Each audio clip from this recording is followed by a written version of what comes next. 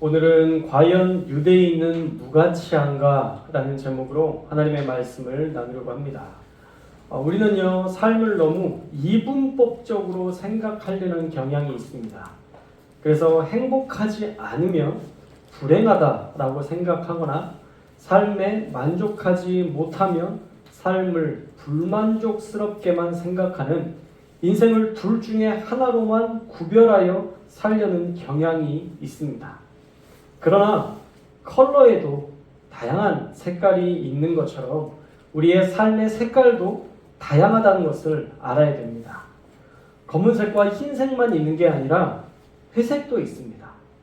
그렇다고 회색을 이것도 저것도 아닌 색으로 검은색이 비하하거나 흰색이 비하하지 않죠. 그냥 그 색 그대로 의미가 있고 아름다운 것입니다. 얼마 전에 우연히 아이들이 영화를 보고 싶다고 해서 소울이라는 애니메이션을 TV에서 보았습니다. 사실 전혀 기대 없이 봤는데 너무 큰 감동과 깨달음을 얻을 수 있는 그런 영화였습니다. 거기에 나오는 주인공은 이 재즈 피아노에 빠져서 재즈 밴드에 들어가는 것을 자기의 삶의 목표로 삼았는데 재즈 밴드에 들어가기 직전에 맨홀에 빠져서 혼수 상태에 빠지게 됩니다. 이제 그 영혼만 요단강 건너면 죽게 되는 그런 지경에 이르게 됩니다. 그래서 재즈 밴드에 들어갈 마지막 이 기회를 놓칠 수 없다는 투철한 그 소명의식을 가지고 다시 삶으로 돌아가려는 여정이 시작되는데 여차저차해서 결론 부분으로 넘어가면 결국 다시 살아나서 재즈밴드에서 피아노를 황홀경 상태로 정말 완벽한 상태로 밴드의 연주를 마칩니다. 드디어 꿈을 이룬 거죠. 그런데 그렇게 자기가 꿈꾸던 일을 했는데 어땠을까? 오히려 자괴감에 빠지고 맙니다. 평생을 이 일만을 위해 살았고 오로지 그 길만 보고 달렸는데 이 일이 내 전부를 걸 만한 그런 가치 있는 일이었는가라는 것을 돌아보게 되었던 것이죠. 다시 한번 자기가 그토록 원하는 자리인가라는 것을 그 원하던 자리에서 생각해 보게 됐어요. 그런데 생각을 해보니까 오히려 그와 함께 있었던 또 다른 영혼이 있었는데 또 다른 아이로 태어나지 못한 어떤 영혼이 있었는데 그 영혼은 그 삶 자체를 그렇게 즐기며 살아가고 있었는데 자신은 그러지 못했다는 것이죠. 오히려 그 또 다른 영혼이 살았다는 것처럼 모든 것, 삶의 모든 것들을 즐기고 감사하고 사랑하며 살 수 있었다면 그게 더 가치 있는 일이었을 텐데 라는 그런 사실을 깨닫게 되었던 것입니다. 그래서 소울이라는 영화에서 주셨던 그 메시지는요, 결국 우리가 지금 살아가며 느끼는 모든 것이 다 의미 있고 지금 우리가 생명을 가지고 살아가고 있는 것 자체가 이미 소중한 삶을 누리고 있다는 그런 메시지를 전해주고 있습니다. 사랑하는 여러분, 여러분들이 지금 생명을 가지고 있다는 것이 의미 있다는 것을 꼭 기억하시기를 주님의 이름으로 축원합니다. 저와 여러분들이요, 이곳에서 함께 예배드릴 수 있는 것이 행복이에요. 우리가 함께 하나님을 찬양할 수 있는 게 행복이고요. 여러분들이 배고플 때 맛있는 음식을 먹을 수 있는 게 행복이고요. 아, 졸리다. 그랬을 때 커피 한 잔을 딱 마셨는데 그 달콤함이 내 몸에 쫙 들어올 때 그게 바로 행복이라는 거예요. 행복을 멀리서 찾지 마세요. 가까이에서 우리는 얼마든지 의미 있는 것, 삶의 의미를 찾아낼 수 있습니다. 먹을 수 있고 숨 쉴 수 있고 사랑하는 사람들을 볼 수 있고 그 사람들을 보면서 웃을 수 있는 것, 그것이 바로 생명이 존재하는 이유입니다. 그러니 여러분들은 이미 잘 살고 있는 줄로 믿습니다. 지금 숨 잘 쉬고 계시죠? 아유, 잘 살고 계신 거예요. 아까 밥 먹을 때 어떠셨어요? 맛있었죠? 아이, 잘 살고 계실 겁니다. 여러분 걸어오실 때 다리 조금 아프긴 했지만 걸을 수 있었잖아요. 잘 살고 계신 것이고 여러분의 그 의미 있는 삶을 하나님께서 지금 응원하고 계십니다. 여러분들에게 주신 놀라운 축복이 있음을 여러분들 꼭 기억하시고 하루하루를 기쁨으로 살아가는 저와 여러분들이 되시기를 주님의 이름으로 축원합니다. 그런데 그 무엇보다 여러분들은 더 특별한 은혜를 받았어요. 그것이 무엇이냐면 여러분들은 예배할 수 있는 특권을 받았어요. 할렐루야. 여러분 예전의 사람들을 생각해 보세요. 하나님께 감히 어떻게 나아가서 예배를 드려요? 그럴 수 없었습니다.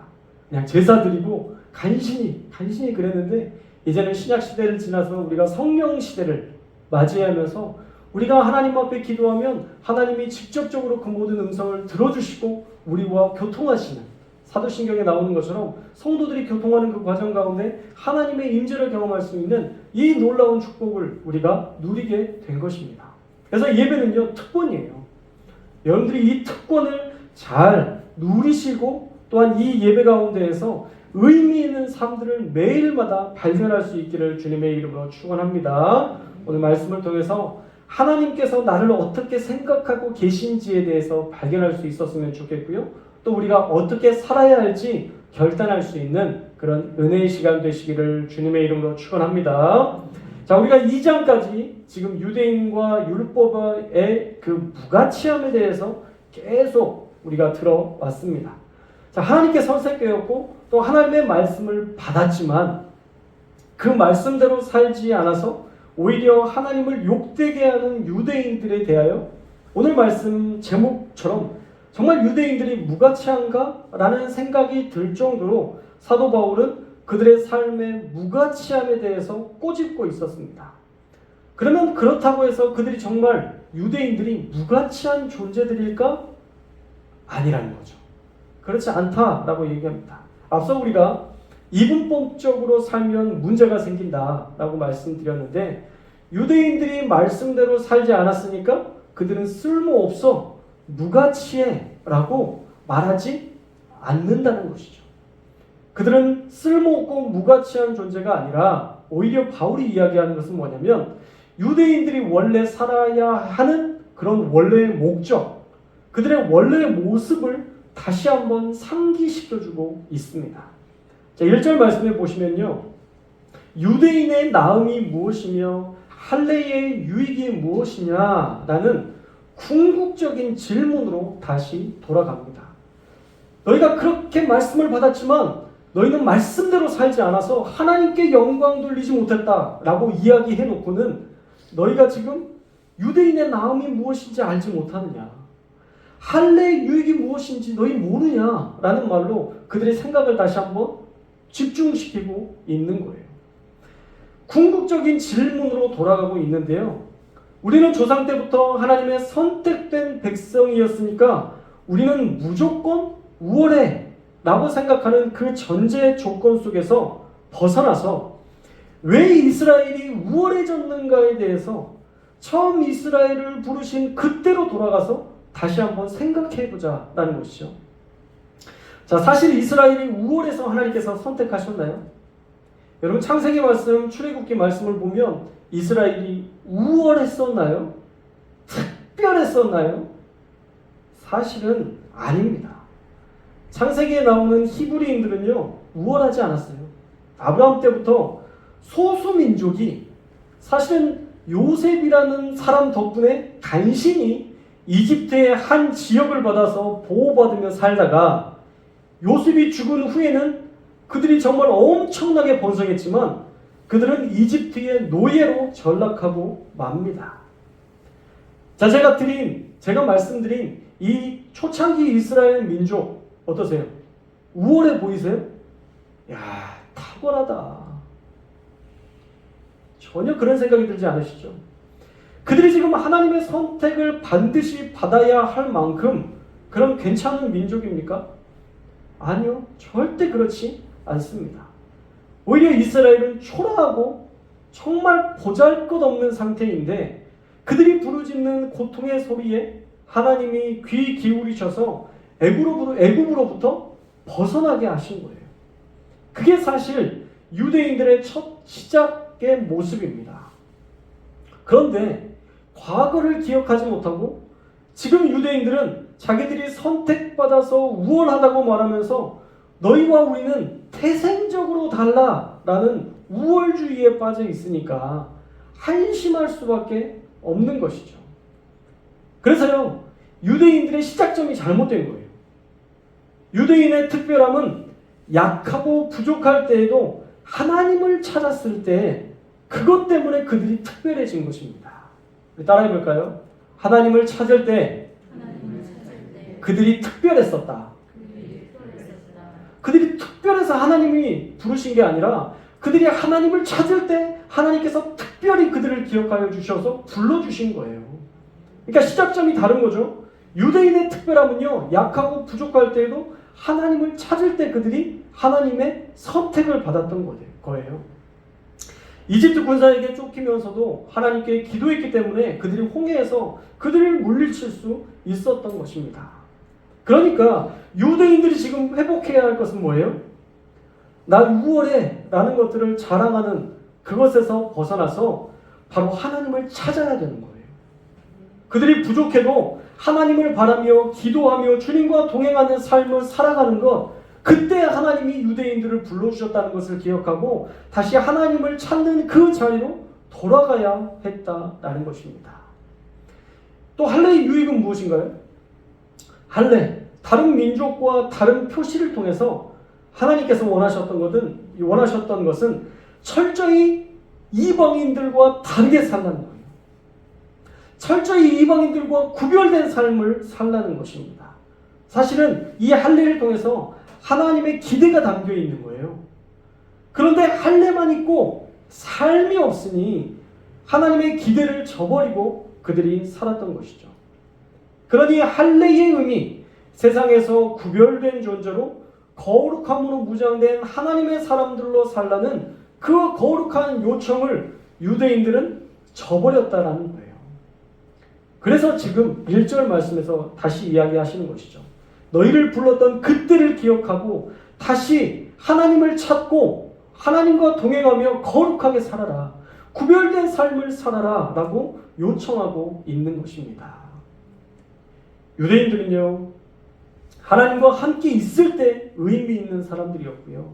할례는요, 하나님이 구별된 자로 살기를 소망하는 그 마음을 그들의 마음에 품고 살아갈 때 그 할례는 특별한 선택된 백성이라는 표징이 될 수 있었던 것입니다.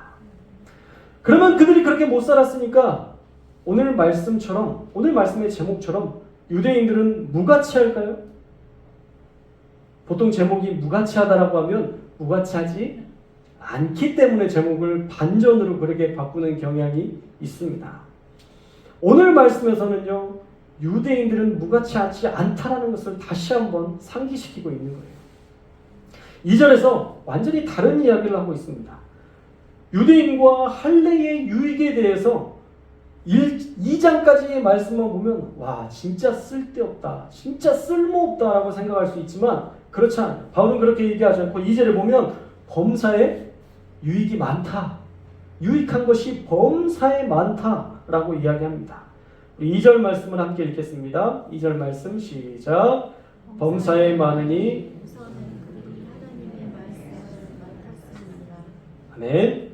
자, 유대인과 할례, 율법은 범사에 유익한 것이 많은데 그 중에서도 우선된 것은 하나님의 말씀을 맡은 것, 이것이 가장 유익한 일이다라는 것들을 말씀하고 있습니다. 유대인들은 비록 그렇게 살지 못했지만 그래도 가치 있다고 말씀하고 있어요. 왜냐하면 하나님의 말씀, 율법을 맡은 자였기 때문이다 라고 이야기하는 것이죠. 자, 이것은 하나님과의 관계 안에서 특별한 지위가 있음을 나타내는 말인데요, 바울은 그것을 부인하지 않았습니다. 그들이 비록 그렇게 살지 못했어도 그들은 하나님의 말씀을 맡은 자로서의 특별한 지위가 있었음을 인정하고 있는 거예요. 그런데 거룩한 말씀, 율법을 받은 것에서 그쳐서는 안 되고 어떻게 해야 된다? 그대로 살아야 된다는 거예요. 사실은 그 다음의 단계까지 나아가기를 요구했던 것이죠. 자, 모세가 십계명을 받았는데 모세가 십계명을 따르지 않았다고 생각해 보세요. 그러면 모세가 어떻게 위대한 지도자로 인정을 받을 수 있겠습니까? 말씀을 받았다면 말씀을 받은 자답게 사는 삶이 있어야 하나님께 인정받을 수 있는 거예요. 그래서 이 로마서에서 말씀하고자 하는 핵심은요, 로마 교인들에게 쓴 서신이잖아요. 우리가 항상 누구에게 썼는지를, 그 말씀을 듣는 자가 누구인지, 청자가 누구인지를 다시 한번 기억하면서 말씀을 들어야 되는데, 로마 교인들에게 쓴 서신이니까 유대인들이 실패했던 것처럼 로마 교회 당신들은 그런 실패를 경험하지 말라는 권고의 의미가 담겨 있는 것입니다. 그런데 보통은 우리가 이런 말씀을 보면 좀 다르게 생각해요. 보통은 이렇게 생각하죠.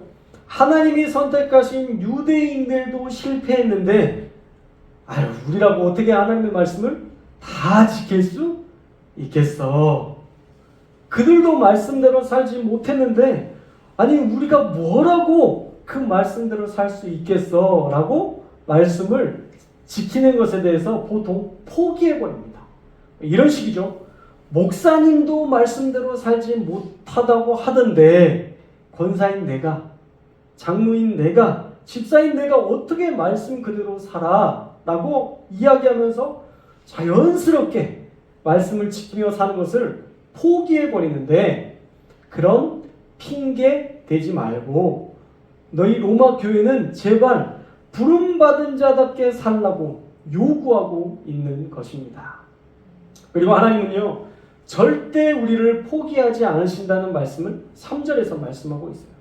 우리 3절 말씀도 함께 읽겠습니다. 3절 말씀 시작.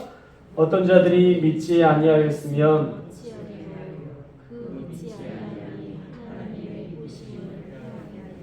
아멘. 자, 여기서 믿지 않는 자들이 누굴까요? 유대인들이죠. 그들은 말씀을 받았지만 말씀대로 살지 않았기 때문에 어떤 자들, 유대인들이 믿지 아니하였으면 어찌하리요?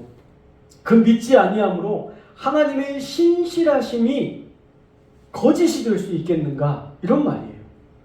그러니까 하나님의 말씀을 받은 자들이 말씀대로 살지 못하고 그 말씀을 믿지 못한다고 해도 하나님의 믿부심, 하나님의 신실하심은 절대 패할 수 없다는 거예요. 할렐루야. 여러분들이 하나님 앞에 열심히 기도했는데 어떤 때는 기도 응답이 더딜 때가 있잖아요. 그렇다고 해도 하나님이 신실하지 않으신 걸까요? 하나님이 능력이 없으신 걸까요? 아니라는 거예요.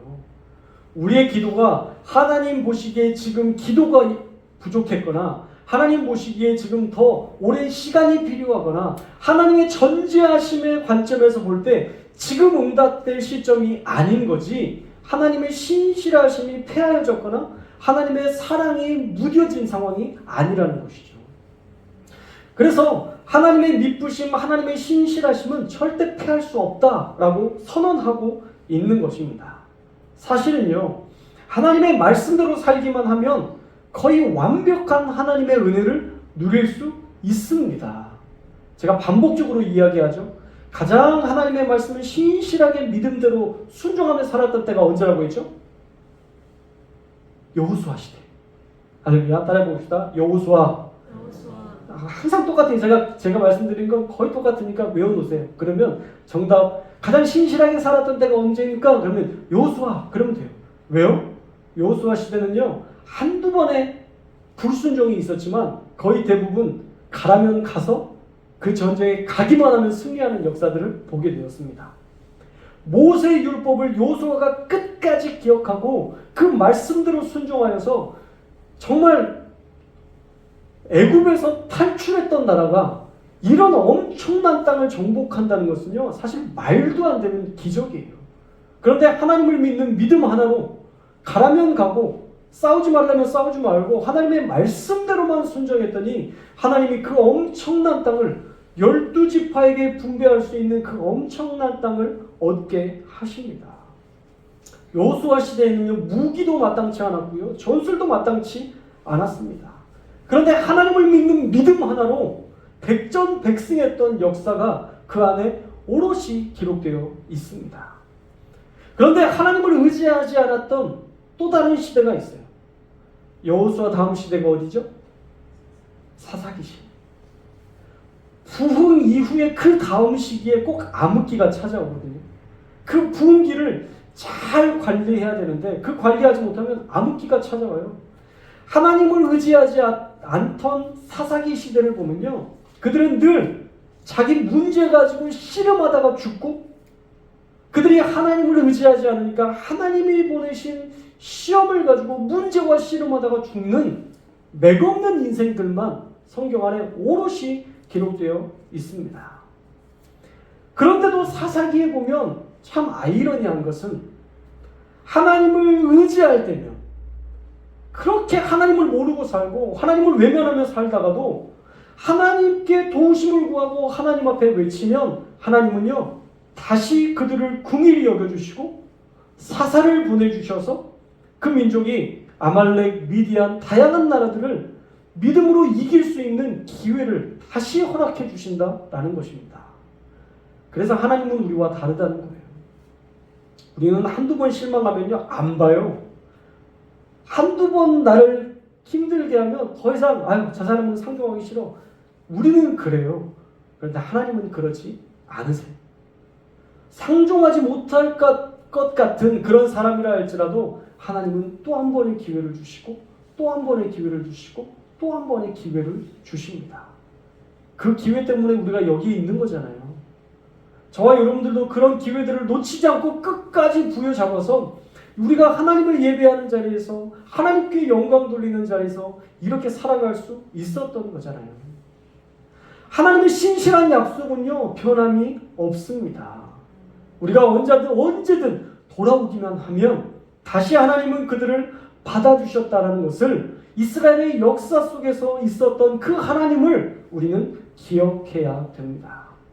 그래서 3절은요 사실 타락한 백성, 하나님의 약속을 파기한 백성이라 해도 하나님은 그 백성을 기억하시고 그 백성을 품어주실 만큼 넉넉한 사랑이 있다는 말씀입니다.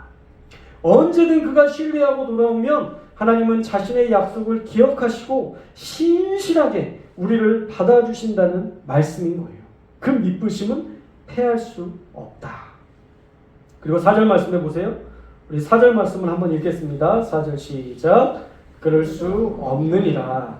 사람은 다 거짓되되 오직 하나님은 참되시다 할지어다. 기록된 바 주께서 주의 말씀에 의롭다함을 얻으시고 판단받으실 때에 이기려 하심이라 함과 같으니라. 아멘. 자, 4절에 보시면 하나님은 참되시기에 하나님의 믿으심을, 하나님의 신실하심을 패할 수 없다라고 분명하게 선언하고 있죠. 그리고 그 다음 구절 말씀이 사실은 다윗의 고백인데요. 다시 다윗의 고백을 인용한 말씀인데 시편 51편 4절 말씀과 유사한 말씀입니다. 이 시편 51편 여러분들이 그냥 딱 아셔야 돼요. 시편 51편 하면 딱 떠올라야 되는 게 뭐냐면 다윗의 참회 기도예요. 다윗이 무엇 때문에 참회를 했는가? 시편 51편은요 밧세바 사건 때문에 다윗이 하나님 앞에 참회했던 내용이 시편 51편의 말씀입니다. 그래서 자주 등장하니까 시편 51편 하면 다윗의 참회시다 여러분들 기억하면 좋을 것 같은데, 밧세바를 범한 이후에 회개하는 노래가 시편 51편이에요. 그런데 여러분 말씀 아시는 것처럼 다윗이 밧세바를 범했던 그 사건 이후에 왕의 자리에서 바로 하나님께서 폐위하셨나요? 그렇지 않죠. 하나님은요 그를 다시 받아주셨습니다. 근데 우리 생각에는 좀 이해가 되지 않죠. 그렇게 악한 죄를 저질렀는데 어떻게 하나님이 받아주셨지? 시편 51편 말씀 때문에 그렇습니다. 다윗은 그냥 죄송합니다가 아니었어요. 하나님 앞에 철저하게 회개했어요. 그리고 하나님께서 자기를 떠날 것에 대한 두려움이 있었어요. 주의 영을 나에게 멀리하지 마시고 나를 당신의 손에서 건지소서라고 이야기합니다. 어떠한 때에도 내가 정말 죄를 범하였사오니 하나님 나를 용서하여 주시고 하나님 당신의 성령을 내게서 거두지 마옵소서라고 얘기해요. 철저한 회개가 있었기 때문에 하나님은 받아주셨던 거예요.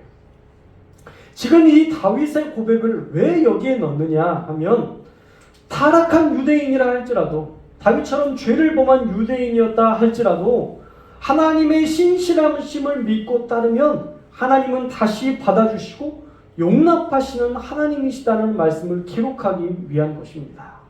사사기 말씀에서 살펴봤었죠.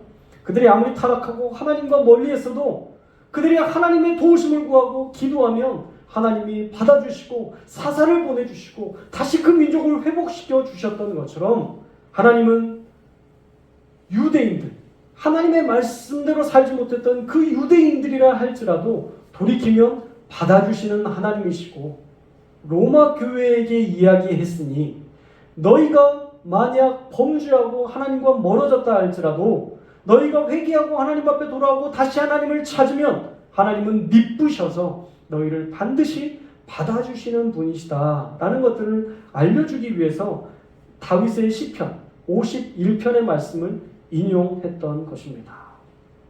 자, 그러니까 우리는 어떻게 해야 할까요? 오늘 말씀처럼 우리를 부르신 그 부르심의 자리로 다시 돌아가야 될 줄로 믿습니다. 여러분, 아무것도 가진 것이 없는 나를 불러주신 사랑을 기억해야 돼요. 우리가 하나님을 믿어드리는 게 아니라 하나님이 우리를 선택하신 거예요. 죄송해요. 너무 춥네요. 우리가 하나님을 믿어드리는 게 아니라 하나님이 우리를 선택해 주신 거예요. 우리가 진짜 가진 게 있고 볼품이 있어서 우리가 선택받은 게 아니라 진짜 볼품 없는데 나 아니면 더 볼품 없어질 것 같아서 하나님이 우리를 안아주시고 품어주시고 선택해 주셨던 거예요.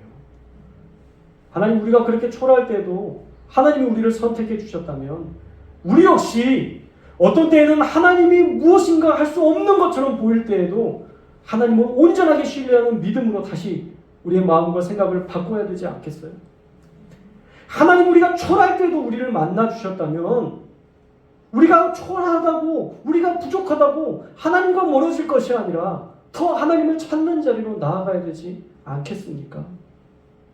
사랑하는 여러분, 하나님이 불러주셨던 그 첫 자리를 우리가 기억할 수 있기를 주님의 이름으로 축원합니다. 그래서 하나님이 부르셨던 그 자리로 다시 돌아가야 돼요. 그리고 말씀대로 살아서 하나님의 신실하심을 세상에 드러내는, 하나님께 영광 돌리는 그러한 저와 여러분이 되셔야 할 줄로 믿습니다. 말씀을 정리합니다. 우리 때문에 하나님의 신실하심을 세상이 의심하게 해서는 안 됩니다. 그래서 믿는 자답게 말씀대로 순종하며 살아야 합니다. 또한 언제나 우리를 받아주시는 하나님이 계시다는 것을 분명히 신뢰해야 합니다. 우리가 조금 하나님과 멀어졌어도 하나님을 찾으면 하나님은 금세 우리의 마음 가운데 임재하셔서 우리와 동행하시는 하나님이십니다. 하나님이 멀어진 게 아니라 우리가 하나님을 거부했던 거예요. 그래서 하나님을 만나는 방법은 대단히 쉽습니다. 우리의 마음만 바꾸면 돼요. 하나님, 제가 하나님을 의심했습니다. 하나님, 하나님을 의심했던 거 회개합니다. 다시 한번 하나님이 나와 동행하실 줄 믿사오니 하나님, 내 삶에 임재하여 주시고 나의 가정을 바꿔주시고 우리의 교회를 바꿔주시고 우리의 모든 공동체를 하나님 새롭게 하여 주옵소서. 그러한 믿음으로 하나님 앞에 기도한다면 우리는 사사기 시대의 타락에도 불구하고 그들을 다시 용납해 주시고 사사를 보내주셨던, 구원자를 보내주셨던 그런 은혜를 지금 우리의 삶에서도 얼마든지 누리게 될 줄로 믿습니다. 연약해도 늘 사랑해 주시는 그 하나님을 기억하고 조금 우리가 부족하고 죄 가운데 있었다 할지라도 다시 넉넉히 받아주실 주님께 돌아올 수 있는 그런 믿음이 있으시기를 주님의 이름으로 축원합니다. 그래서 결국 말씀 안에서 회복되고 말씀대로 살아서 기적을 누리는 저와 여러분들 다 되시기를 주님의 이름으로 축원합니다.